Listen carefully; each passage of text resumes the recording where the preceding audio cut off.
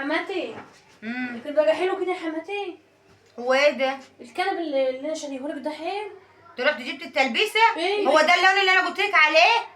هو انت عندك حاجه خلاص يا حماتي؟ ما قلتلكوش على اللون ده، مش ده اللون اللي انا ما انت عايزه عايزاه. لونها. لا انا جاي لك على الالوان اللي انا عايزاه. ما انت عايزه وانت ما ايه؟ تعرفيش تجيبي حاجه عدله ابدا. والله يا حماتي انت ما يطمر فيكي حاجه ابدا. انت شفت لو فرشتك الدنيا ورده كده. ده بني؟